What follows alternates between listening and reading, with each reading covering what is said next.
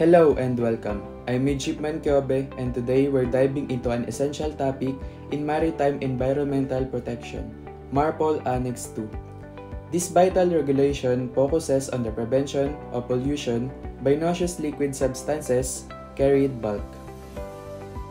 In this presentation, we'll cover the key provisions of Annex 2, its importance for safeguarding our oceans, and the responsibilities it places on ship operators.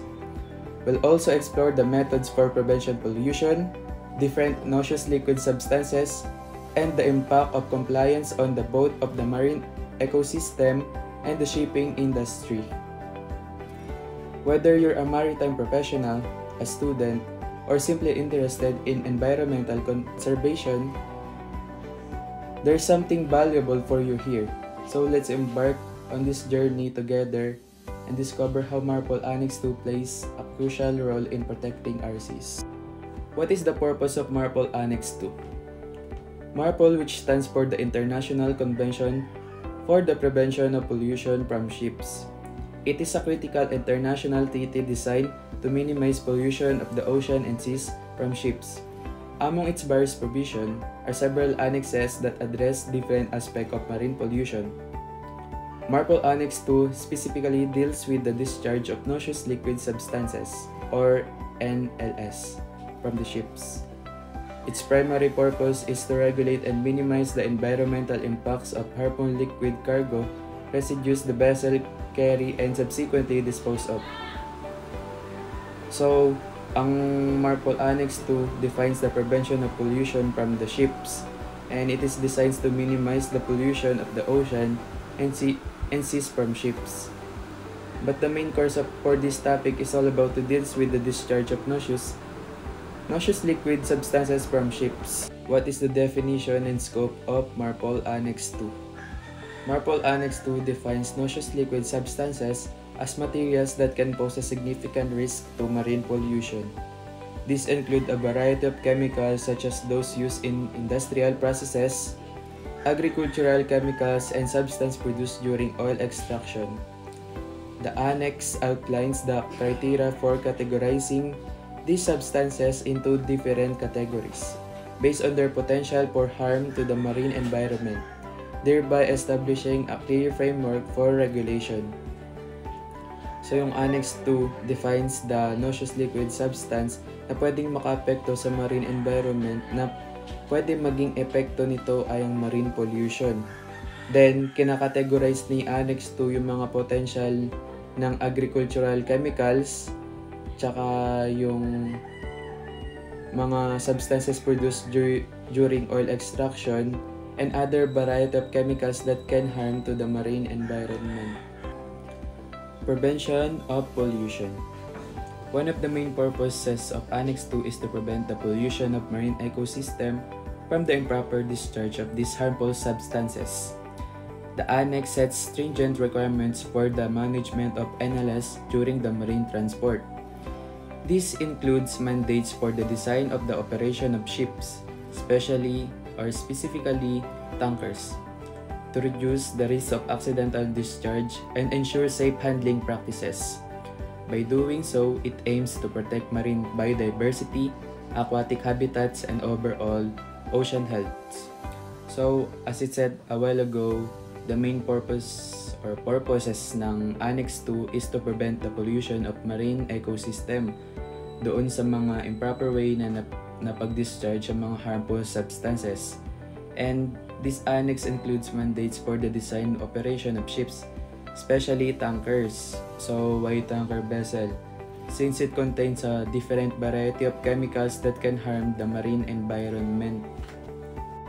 Annex 2 Regulation for the Control of Pollution by Noxious Liquid Substances in Bulk details the discharge criteria and measure for the control of pollution by noxious liquid substances carried in bulk.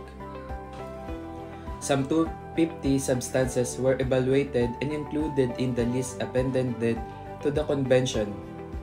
The discharge of the residues is allowed only to the reception facilities until certain concentration and condition, which vary the category substances are complied with. So, the MARPOL Annex 2 explained that dinidischarge nila yung criteria and control measures serve as comprehensive framework para ma-manage nila yung risk associated sa transportation ng noxious liquid substances. And by establishing strict categorization requiring resilience on reception facilities and implementing operational controls. So the annex, in-aim nila na maprotektahan yung marine ecosystem from sa mga potential harmful effects associated with these substances. As a part na rin ng collective global effort para maging safeguard to sa marine environment tsaka hindi maging adherence to this criteria is essential for sustainable shipping practices. Kailangan na rin to gawin para maging isang practice to para ma-preserve natin ng ocean health sa mga harmful effects nitong substances na to. Transport of chemicals, MARPOL Annex 2. Transport of chemical and liquid raw materials for the food and animal food industries pose a major threat to the marine environment. Annex 2 of the MARPOL Convention contains provisions for the construction, equipment, and operation of chemical tankers.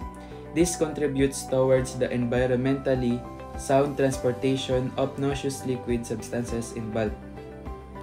So, ang transport of chemical and liquid raw materials for the food and animal industries ay isa siyang significant risk sa ating marine environment as these substances are often hazardous, lalo na kapag ito'y natapon or nabutas or spill or leaks during sa transportation. It can lead a serious pollution by harming our marine ecosystem tsaka ang ating wildlife. By enforcing this provision, MARPOL Annex 2 plays a vital role in minimizing the environmental impact of transporting noxious liquid substances. It protects our ocean from pollution and promoting sustainable practices in the maritime sector. So, as I said a while ago, napaka-importante nitong MARPOL Annex 2 dahil kaya siya na-invento dahil para ito yung yung pagta-transport nga ng mga noxious liquid substances, isa siyang practice at kailangan natin to aralin para maiwasan ang pagiging para maiwasan ang pagkakaroon ng harmful effects sa ating marine ecosystem pati na rin sa mga wildlife at sa ating kapaligiran lalo na sa mga tao. Basic principles of MARPOL Annex 2 are 1. Safe containment of the noxious liquid substances. 2. Dilution of discharges. And last but not the least, limitation of discharges into the sea. The next topic is Annex 2 covers regulation for the control of pollution by noxious liquid substances in bulk.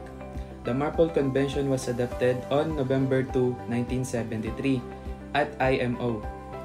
The Protocol of 1978 was adopted in response to the spate of tanker accidents in 1976 to 1977. As the 1973 MARPOL Convention had not yet entered into force, the 1978 MARPOL Protocol absorbed the parent convention. The combined instrument entered into the force on October 2, 1983. In 1977, a protocol was adopted to amend the convention and a new Annex 6 was added which entered into force on May 19, 2005. MARPOL has been updated by amendments through the years. So that's the end of my topic and we're going to proceed to the next topic, which is the different noxious liquid substances. Carriage of chemical by ship. Regulations governing the carriage of chemicals by ship are contained in the International Convention for the Safety of Life at Sea and the International Convention for the Prevention of Marine Pollution from Ships, as modified by the Protocol of 1978 relating to MARPOL. Carriage of dangerous goods and MARPOL Annex 2 regulations for the control of pollution by noxious liquid substances in bulk. We have 4 categories of noxious liquid substances in bulk. First, we have category X, second category Y, third category Z, and last for the other substances. I'm going to explain to you what is category X. Category X, noxious liquid substances which, if discharged into the sea from tank cleaning or deballasting operation, it can produce a major hazard, which is either it can affect marine resources or human health, and therefore justify the prohibition of the discharge into the marine environment. We are going to have some example of tanks to be pre-washed before leaving unloading port, residues to be pumped ashore until the concentration of the substance in the effluent is 0.1% by weight or less, as indicated by analysis of samples of the effluent taken by the AMSA or AMSA marine surveyor when the required concentration level has been achieved. Remaining tank washings to be discharged to the reception facility until the tank is empty. Appropriate entries to be made in the cargo record book and endorsed by the AMSA or AMSA marine surveyor. Any water subsequently added may be discharged if more than 12 nautical solid. If the ship is proceeding en route at a speed of at least 7 knots and can be discharged is below the waterline, and if the ship is 12 nautical miles from nearest land and depth of water is 25 miles. Which according to the hazard they present, marine resources, human health, amenities. Category H, noxious liquid substances discharged into the sea from tank cleaning or deballasting operations would present a major hazard. Kapag yung mga operation na katulad ng nagdi-discharge ng sea from tank cleaning or deballasting na lang, it can present a major hazard which can affect marine resources or human health, or cause serious harm to amenities or other legitimate uses of the sea. It can cause harm para sa mga ginagamitan para sa pandagat o kaya mga gumagamit ng mga sa pandagat, other legitimate uses of the sea, and therefore justify the application of stringent anti-pollution measures. Here are the examples of category X noxious liquid moderate substances: acetone cyanohydrines, carbon disulfide, cresols, naphthalene, and tetraethyl. Category X substance will requires high attention in order to avoid pollution of the sea. Category X is an example of a car when it has been subject to an insurance claim but sustains no or almost no damage whatsoever. Good afternoon. I am Mitch Mantorgosa from BSMT2 Delta. Here I'm going to tackle the category of Annex 2. Also, prevention, or what to do, and mitigation measures. Okay, let's start. So what is category 1? It says that noxious liquid substances that if discharged into the sea from tank cleaning or deballasting operation. For example, oil from bilgeous water that could potentially harm the marine life or even human health risk.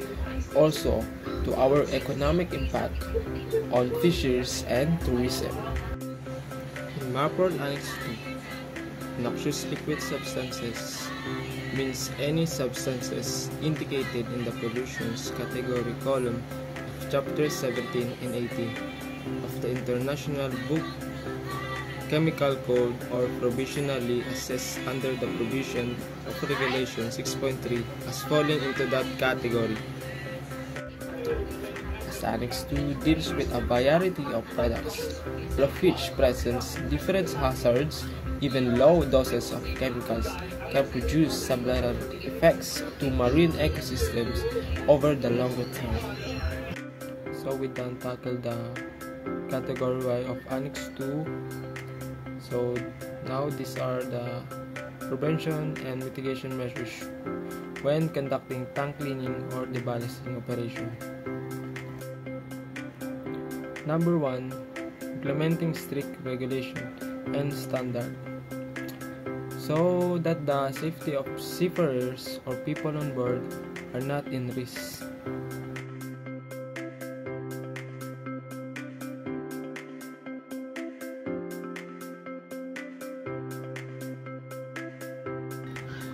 Number 2, using environmentally friendly alternatives to minimize the environmental impact for tank cleaning.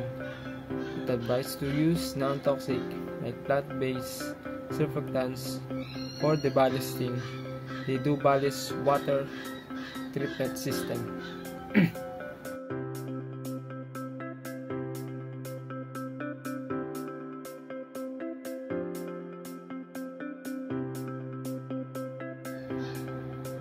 Number 3, improving waste management and disposal practices, like doing proper segregation and disposal of others' hazardous waste.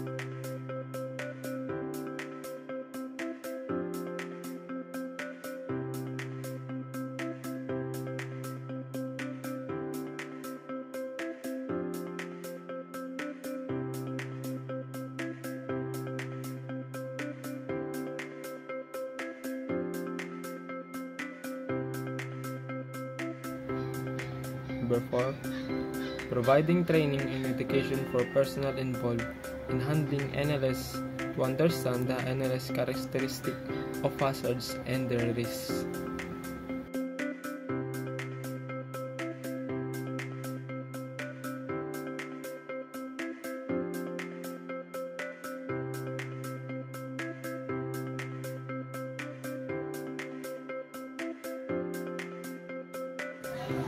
There is a growing awareness of the need to develop procedures for the safe transfer of chemicals and effective contingency planning to deal with spill. There's a wide variety of chemicals with varying properties and hazards. It is vital to ensure that these cargoes are carried in a safe manner in accordance with the regulations. We recommended carrying out a risk assessment prior to carrying any LSS to determine hazards and effects on the marine environment and the human health in the event of a spill, and that the members to take proper actions to ensure that the ecosystem is not disturbed. That's all, and thank you again. I am from BSMT2 Delta. Category Z. Noxious liquid substance which, if discharged into the sea from the cleaning of deballasting operation, are deemed to present a minor hazard to either marine resources or human health, and therefore justify strength and restriction on the liquid substance na kung itapon sa dagat ay maaaring makasira o makatingin sa ating yamang dagat sa kalusugan natin. Substance which have been evaluated in found to fall outside category X, Y, or Z because they are no harm to human health.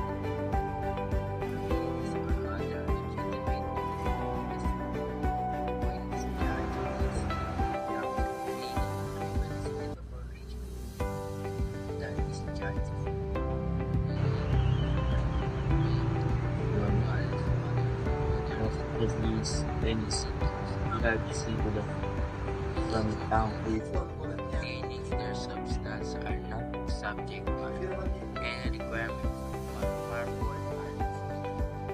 Katulad ng mga gumagamit ng mga detergent, lubricant, at ilang mga gamit ng linis, lagi nating tandaan ng epekto nito sa paligiran ng ating kadagatan.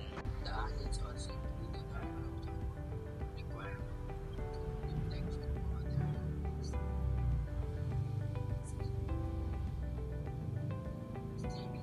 which especially discharge level product which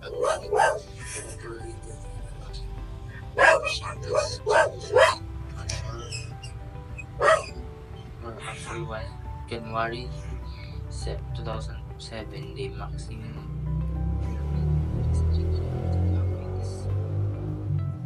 acidity being left after discharge is set at a maximum of 75 liters from product in category X, Y, and Z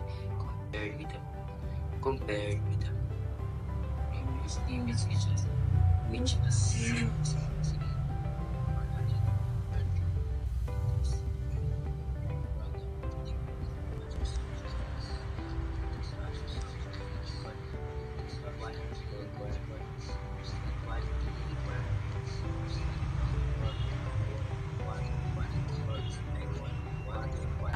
inspection, water supply, which are not especially mentioned, and experiment, test assignment, and selection. Test E is also required from other substance, specially mentioned, and specially mentioned.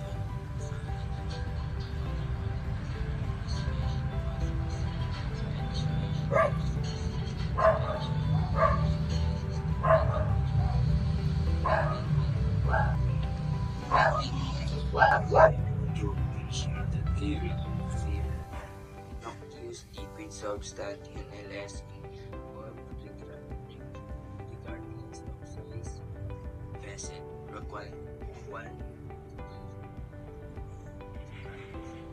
care. Unless are defined to any substance or process aside of nationally aside by the IPC Chapter 7 categories X, Y, or Z. Other substances from toxic compounds properties, vitamins, steroids. That term general does not include device instruments, equipment, and similar activities. Methods for preventing pollution in ship. The maritime industry is vital for global trade, but it also poses significant environmental challenges. To mitigate pollution from ships, a comprehensive approach combining regulations, technology, and best practices is essential. Implementing these methods not only protects marine ecosystems, but also ensures compliance with international standards. One of the most effective ways to prevent pollution is through adherence to international regulations, such as the International Convention for the Prevention of Pollution from Ships, or MARPOL. These frameworks set stringent guidelines for managing oil spills, sewage discharges, and hazardous waste, ensuring that ships operate within legal environmental limits. Compliance with these regulations is fundamental for reducing the environmental impact of maritime operations. Ballast water management is another critical area in pollution prevention. Ships often take on ballast water to maintain stability, but this water can contain invasive species that disrupt local ecosystems. To address this issue, many vessels now utilize advanced ballast water treatment systems that disinfect and filter water before it is discharged, thus preventing the spread of harmful organisms. Effective waste management practices are also vital. Ships generate various types of waste, including sewage, garbage, and hazardous materials. Implementing strict waste disposal protocols ensures that waste is properly managed, often involving incineration or transfer to shore facilities for safe disposal. This is not only helps prevent pollution at sea, but also promotes a culture of responsibility among crew members. Transitioning to cleaner fuels is another important strategy for reducing emissions. By using low sulfur fuels or exploring alternatives like liquefied natural gas or LNG, ships can significantly decrease their contributions to air pollution. These ships not only meet regulatory requirements but also reduces the overall environmental footprint of shipping activities. In addition to cleaner fuels, installing emission control technology is essential for further reducing harmful emissions. Devices such as scrubbers can effectively remove sulfur and nitrogen oxygens from exhaust gases, allowing ships to operate more cleanly and efficiently. Regular maintenance of engines and fuel systems is equally important, as routine checks can prevent leaks and inefficiencies that lead to pollution. Methods for prevention of pollution. Preventing pollution from ships involves several effective methods. Number 1. Adopting cleaner fuels. Using low sulfur fuels or liquefied natural gas reduces harmful emission. Ibig sabihin po nun, ang paggamit ng low sulfur fuels o liquefied natural gas ay nakakatulong sa pagbawas ng mapanganib na emissions. Number 2. Ballast water management. Installing systems to treat ballast water prevents the destruction of invasive species.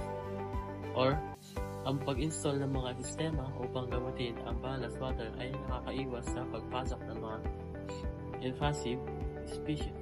Number 3. Waste management practices. Implementing onboard systems for waste separation, recycling, and safe disposal in compliance with MARPOL regulations. Or, ang pagpapatupad ng mga onboard system para sa paghiwalay, pagre-recycle, at ligtas na pagtatapon ng basura ayon sa regulasyon ng MARPOL.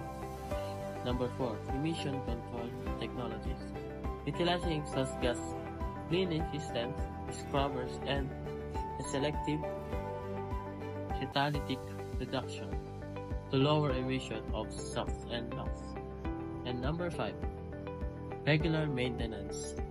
Keeping engines and equipment in good condition to minimize leaks and operational inefficiencies. Or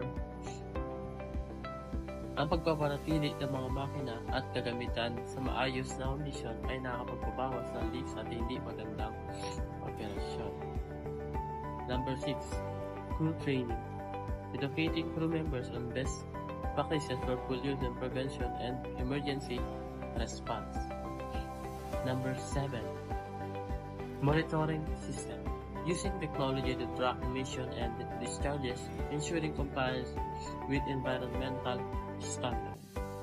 Or, ang paggamit ng teknolohiya upang subaybayan ang emission at discharge na tinitiyak ang pagsunod sa mga pamantayan sa kapaligiran. Number 8. Shore power utilization. Connecting to shore power while docked to reduce reliance on board generators. Number 9. Design innovations. Incorporating eco-friendly design and technologies in new ships to reduce environmental impact. Or, ang pagsasama ng mga eco-friendly na disenyo at teknolohiya sa mga bagong barko upang mabawasan ang epekto ng kapaligiran. And last, engaging with stakeholders. Number 10. Collaborating with local communities and regulatory bodies to enhance environmental protection efforts. Or, ang pakikipagtulungan sa mga lokal na komunidad at mga ahensya ng regulasyon upang mapalakas ang mga pagsisikap sa pangalaga ng kapaligiran. So doon po nakapaloob yung ating methods for prevention of pollution.